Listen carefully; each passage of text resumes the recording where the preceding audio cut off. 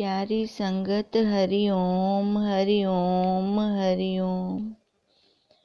मैं दिव्य आत्मा हूँ, मैं दिव्य आत्मा हूँ।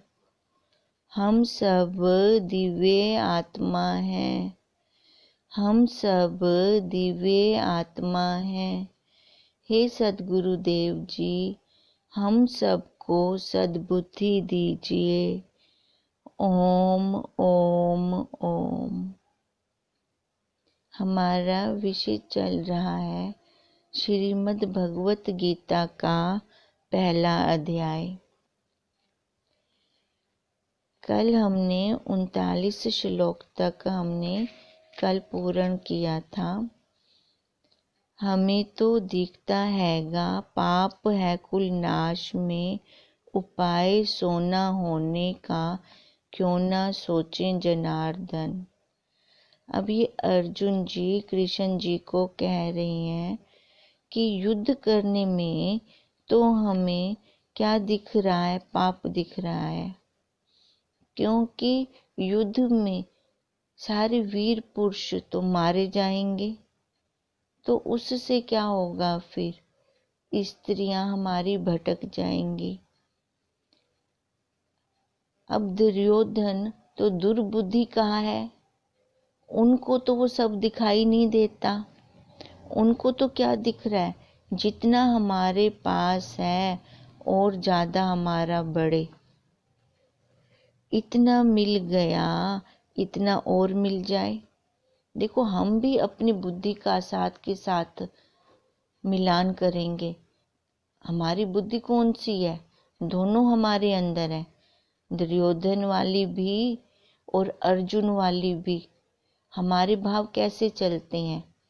अब अर्जुन क्या कह रहा है, वो तो दुर्बुद्धि है। उनको क्या है, एक इच्छा वासना हमारी पूर्ण होती है तो दूसरी आ जाती है। अब क्या कहती हैं कि इतना मिल जाए। अब इतना मिल गया है तो ऐसा हमें मिलता ही रहे।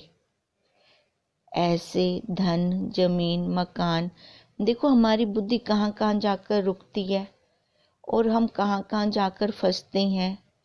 कभी हमारी वासनाएं खत्म होने में नहीं आती। अब जो अधिकारी, हमें जो पद मिला हुआ है, जो अधिकार मिला हुआ है, और अगर कोई हमारी प्रशंसा कर रहा है तो हम क्या चाहेंगे, कोई आदर करता है तो वो हमारा वैसा का वैसा ही बना रहे। अब ये क्या है, ये सारी बाहर का है। ये सारा प्रशंसा होती है तो किसकी, इस देह की। मान अपमान किसका, इस देह का। जो इस गंदगी पे बैठा है उसको ये सारा सच्चा लगेगा। अर्जुन के अंदर भी अभी देह भाव है, पर वो शास्त्र के अनुसार चल रहा है। और उसके पलड़े में सबसे बड़ी बात है कृष्ण जी हैं। और दुर्योधन ने क्या मांगा था, पूरी सेना मांगी थी। देखो, यही वृत्ति का जो ये वृत्ति चलती है कि जितना है वो तो बना रहे, इससे और ज्यादा बढ़ता रहे। इसको कौन सी वृत्ति बोलते हैं, लोभ की वृत्ति। लोभ वृत्ति के कारण दुर्योधन का विवेक खत्म हो गया। उसका विवेक ही नहीं चला। नहीं तो वो जैसे 5 गांव मांगने के लिए कृष्ण जी खुद गए थे कि ये बच जाए सारा। अगर उसमें विवेक होता तो वो दे देता, पर उसने क्या कहा, सुई की नोक जितना भी मैं नहीं दूंगा। ये लोभ वृत्ति के कारण ही उसका विवेक खत्म हो गया। हमारे अंदर तो नहीं है। हम अपना निरीक्षण साथ के साथ करें, जिससे वो विचार ही नहीं कर पा रहा। अब अर्जुन को तो विचार आ रहा है ना, उसको तो दिख रहा है ना, ये पाप हो रहा है, यहाँ पे पाप हो रहा है, कुल का नाश हो जाएगा। वह राज्य हमारे साथ कितने दिन तक रहेगा? देखो, हम जो हमारे परिवार में जो लड़ाइयाँ चलती हैं, कैसे कोई साथ ले गया? जमीन जायदाद के लिए एक दूसरे को मारने के लिए भी तैयार हो जाते हैं। किसके साथ जमीन गई? किसके साथ धन संपत्ति गई?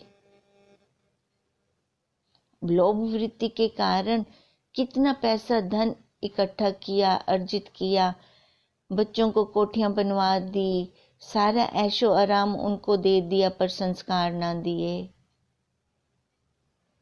अब लास्ट टाइम में जिस जीव ने सारी क्रिया इन सबको इकट्ठा करने में लगाई होगी, देखो उसकी वृत्ति कहाँ जाएगी?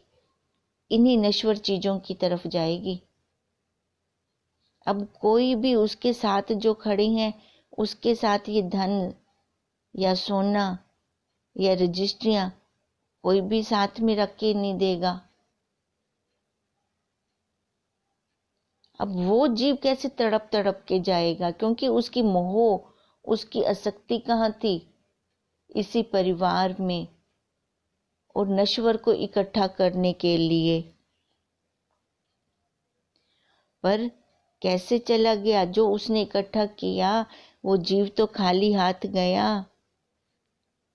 अब इसलिए अर्जुन कह रहा है कि हमारे रहते हुए यह राज्य चला गया तो हमारी क्या दशा, और राज्य के रहते हुए हमारे शरीर चले जाएंगे तो क्या दशा होगी? क्योंकि मनुष्य संयोग का जितना सुख लेता है, उससे ज्यादा उसको वियोग का दुख भोगना पड़ता है। देखो, जितना हम संयोग, अब हमारे पास कोई वस्तु है तो ठीक है, उसकी हमें कदर नहीं है। जब वो नहीं होती फिर हम उसका मोल जानते हैं, फिर हमें पता लगता है कि उसकी कितनी कदर थी। अब हमें पता चल रहा है। अगर उसी टाइम में हम अपने गुरुदेव का जान लेते कि वो हमें अनमोल है, हमारे लिए हमारे गुरुदेव, उनके आगे तो हीरे जवाहरात कंकर है। हमने अपने गुरुदेव से क्या मांगा? हमने अपने गुरुदेव से क्या लिया? उस टाइम तो ये घर परिवार के लिए ही, इसलिए तो बार बार हमारे गुरुदेव कहते थे, मैं तो हीरे जवाहरात देने के लिए बैठा हूं, तुम लोग कंकर मांगने आ जाते हो। तभी बापू कहते थे एकांत लूंगा, मैं एकांत लूंगा।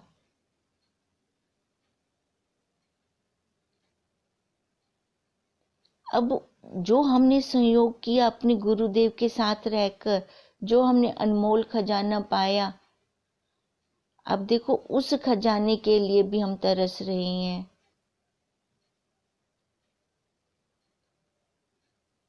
अब यही अर्जुन कृष्ण जी को कह रहे हैं, क्योंकि मनुष्य संयोग का जितना सुख लेता है, उसके वियोग का उतना ही दुख उसको भोगना पड़ता है। संयोग में इतना सुख नहीं है जितना वियोग में दुख ज्यादा है। अंतःकरण में लोभ छा जाने के कारण उनको राज्य ही राज्य दिख रहा है।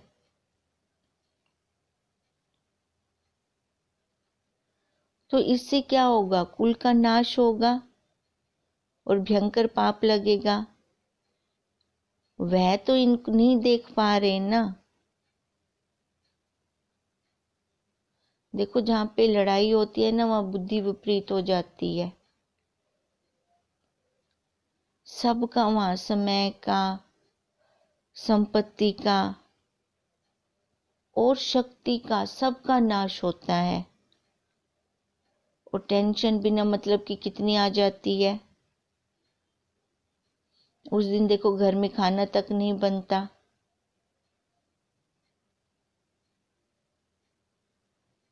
अब दो मित्रों में भी अगर खटपट हो जाती है तो वहां पे भी देख लो क्या हाल हो जाता है। वैर भाव बढ़ जाता है। अब इसलिए अर्जुन कह रहा है कि उसको, दुर्योधन को तो नहीं दिखता, हमको तो दिखाई दे रहा है।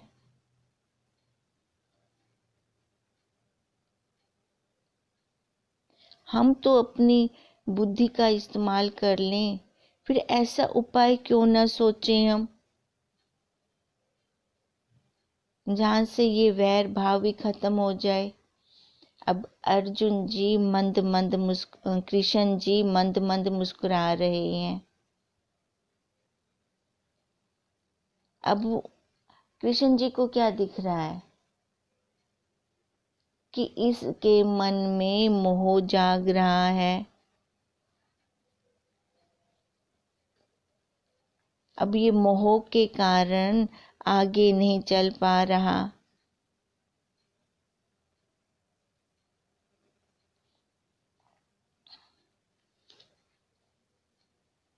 देखो यही स्थिति कहीं हमारी तो नहीं है। ये परिवार के मोह के कारण हम कहीं बंधन में तो नहीं आ रहे।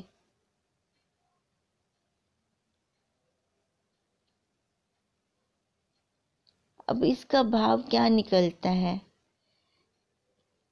कि अभी हमारे पास जितनी वस्तुओं का अभाव है, उन वस्तुओं के बिना भी तो हमारा काम चल रहा है। हम अच्छी तरह से जी रहे हैं, परंतु जब वो वस्तुएं हमें मिलेंगी तो फिर बाद में बिछड़ने का दुख हमें ज्यादा हो जाएगा। तब उनके अभाव का बड़ा दुख होगा।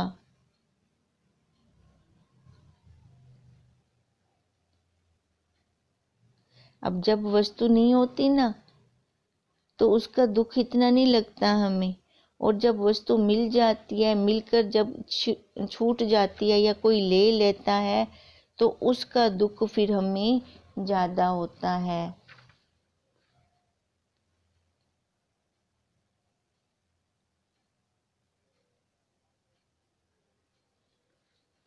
अब यही बात अर्जुन के मन में आ रही है।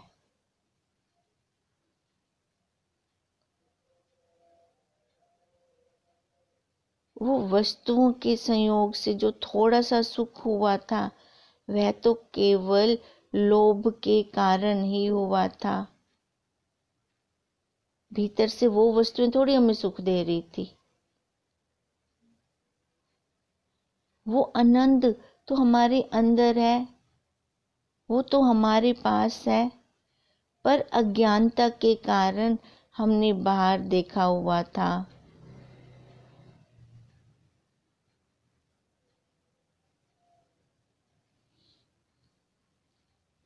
सबसे पहले ये विवेक और विचार हमारा जागृत हो। जब ये लुप्त हो जाता है, विवेक विचार गुम हो जाता है, फिर हमें बाहर की तरफ हमारा ध्यान जाता है। अब कृष्ण जी जो अर्जुन कह रहा है वो सारा सुन रहे हैं। अब अर्जुन क्या कह रहा है, कुल के नाश से होवे कुल धर्म सनातन, धर्म का लोप होने से गया कुल अधर्म में। अब अर्जुन यही कहता है कि भगवान के सामने अपने वो पूरे चित्त का हाल खोल के रख रहा है। देखो ये संजय वार्ता सुना रही हैं धृतराष्ट्र को।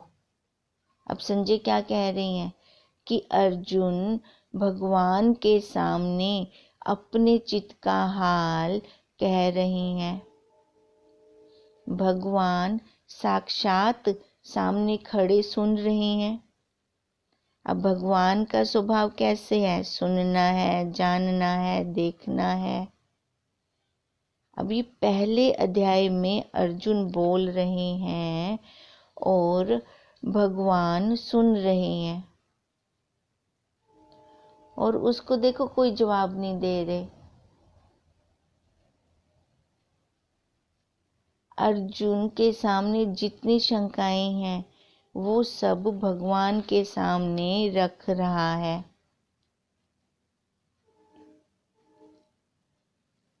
भगवान भी देख रहे हैं, उसकी मन की स्थिति, उसके अंतःकरण की स्थिति जान रहे हैं, बस मंद मंद मुस्कुराते जा रहे हैं।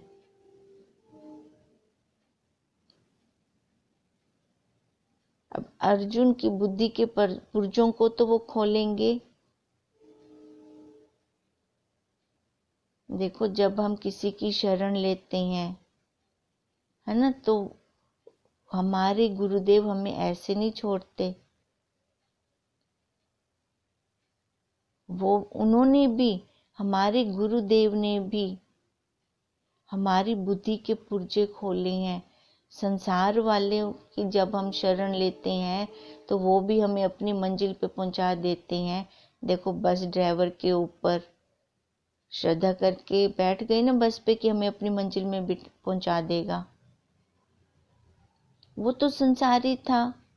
हमारे गुरुदेव, तत्वनिष्ठ गुरुदेव, जो ईश्वर का ही रूप है, तो वो क्या हमें मझधार में छोड़ देंगे?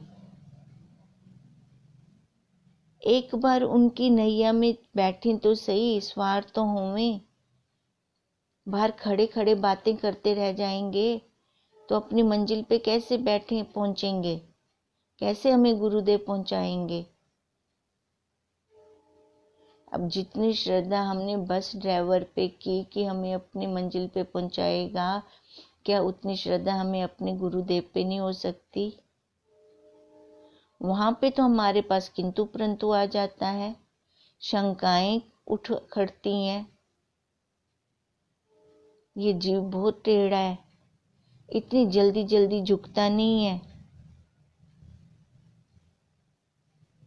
देखा देखी भले ये सिर झुका दे,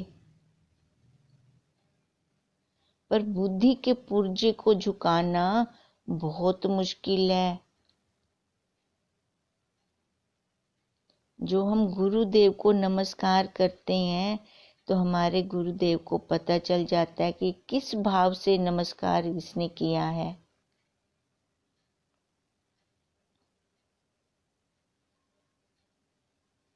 स्थूल, सूक्ष्म, कारण, ये 3 शरीर,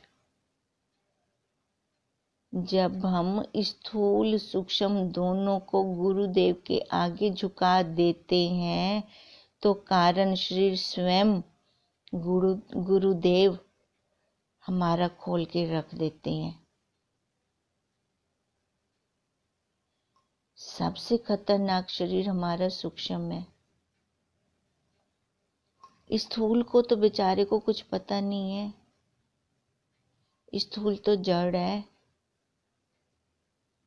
ये तो उसी के कहने से चल रहा है।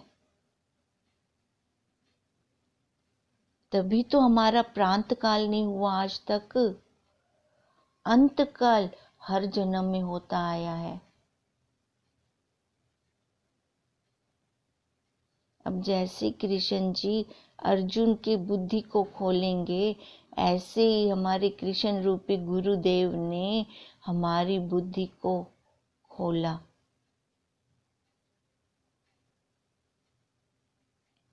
साधक की बुद्धि का पुर्जा जब गुरुदेव के आगे खुलता है तो वो निर्माण होता है, तब उसका निर्माण होना शुरू होता है।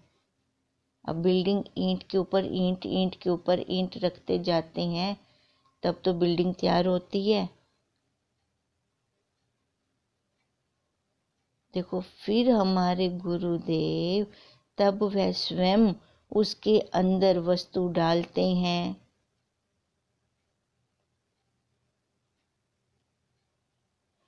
अर्जुन कह रहा है दुर्योधन को तो लोभ है, उसे तो दिखाई नहीं दे रहा कि पाप से कुल का नाश होगा, कुल का धर्म भी नाश हो जाएगा। अर्जुन कुल के नाश से बचना चाहता है। कुल धर्म तो सबका एक है, हम अपनी मति से अलग अलग जातियां बना लेते हैं कि ये हिंदू है, ये मुसलमान है, ये सिख है, ये ईसाई है, पर सभी का कुल धर्म तो एक। देखो भ्रम तो वो सबका है। वो क्या हिंदुओं का है या सिखों का है या ईसाइयों का है या मुसलमानों का है?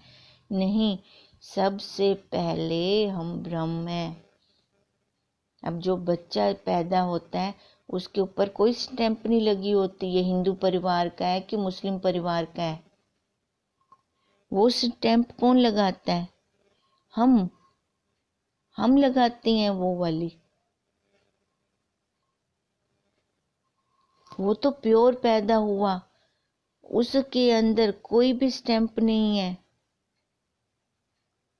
हमने वैसे के वैसे रीति रिवाज बना लिए। फिर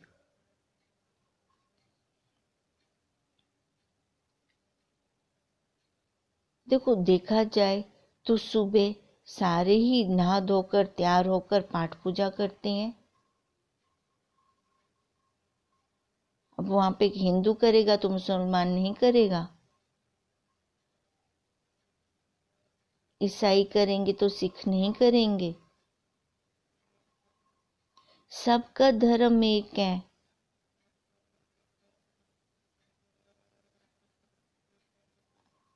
अब अनुभव प्रकाश में भी एक संत ने जब स्त्री को वैश्य कहा तो उसका देह धर्म वैश्यपन का था। फिर उस स्त्री ने क्या कहा कि तू संत है या असंत? मेरी और तुम्हारी आत्मा तो एक है। तूने मेरे देह के कार्यों को वैश्य कहा। वैश्य तो देह का धर्म है। आत्मा तो किसी की वैश्य नहीं है। अब ऐसे ही संत रविदास देह के कार्यों से तो चमार जाति के थे, कबीर जाति के जुल्हाई थे, पर दोनों का सनातन धर्म एक ही था। तभी तो इसको सनातन बोला गया है। बहुत पुराना। जाति बदलती रहती है। अब जिस परिवार में आए उस परिवार की स्टैंप लग गई। सिख परिवार में आए तो वही स्टैंप लग गई। मुसलमान परिवार में आए तो मुस्लिम की लग गई। हिंदू परिवार में आए तो हिंदू की लग गई। फिर वैसे वैसे रीति रिवाज भी बदलते गए। ये अपनी मति से मान रखे हैं हमने। देखो, हर एक धर्म का अपना अपना रीति रिवाज चलता है। अर्जुन कह रहा है कुल धर्म का लोप हो जाएगा। अगर ये युद्ध होता है तो कुल धर्म का लोप हो जाएगा। इसका कोई उपाय सोचें।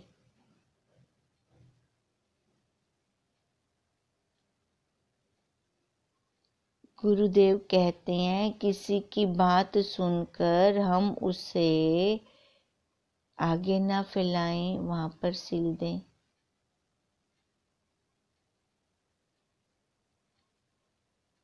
लाख के पीछे भी ना अगर एक ब्रह्म ज्ञानी हो जाता है तो भी बहुत सुधार हो जाएगा।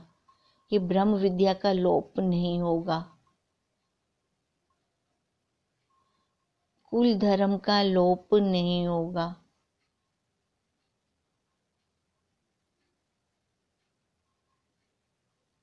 हमारे तभी तो गुरुदेव का संकल्प चल रहा है कि भारत को विश्व गुरु बनाने का।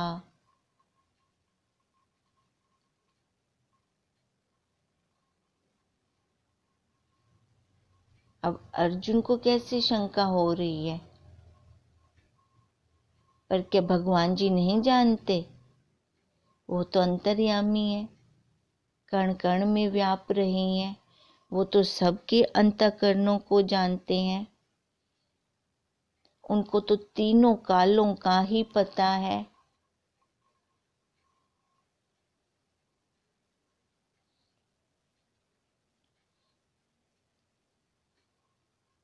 अब इसलिए गुरुदेव हमें भी समझाते हैं कि तू अपने कर्म मत बना।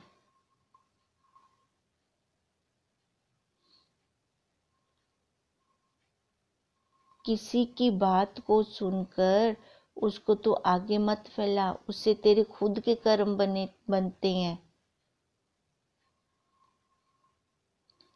जिसकी हम निंदा करते हैं अनजाने में, उसके हम पाप ले आते हैं।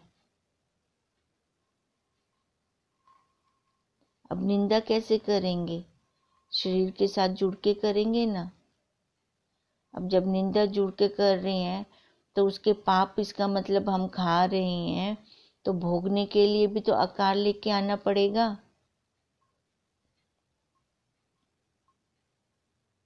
इससे अच्छा है वहीं पे सुन के वहीं पे छी कर दें, करछी बन जाएं।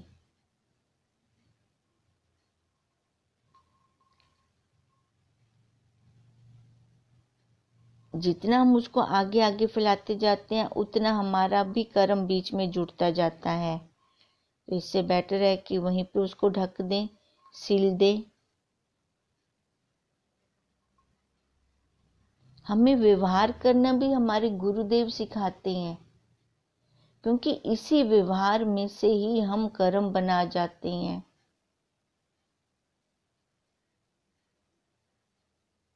अपने परिवार की बातें तो छुपा लेंगे, अपनी बेटी की बात तो छुपा लेंगे, बहू की बात देखो कैसे उछाल देते हैं। अब 1 साल जो अपने परिवार को छोड़ के आई है, 1 साल उसके साथ पुरुषार्थ करके तो देखें कि फिर वो हमारी बनती है कि नहीं बनती।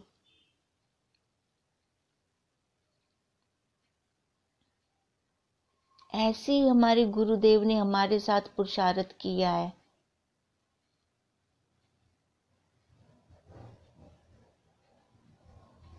इसलिए हम कहते हैं कि ये हमारी फैक्ट्री तैयार हो रही है, क्योंकि हमारे गुरुदेव ने जगह जगह पे पौध लगाई है। अब उस पौध से और पौधे तैयार होते हैं। फिर देखो एक फल के अंदर कितने बीज होते हैं।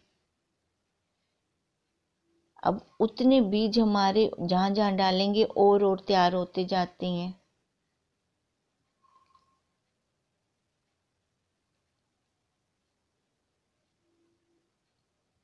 जहां पर भी किसी का कुछ देखे वहां रफू कर दें, उसको और ना फाड़े।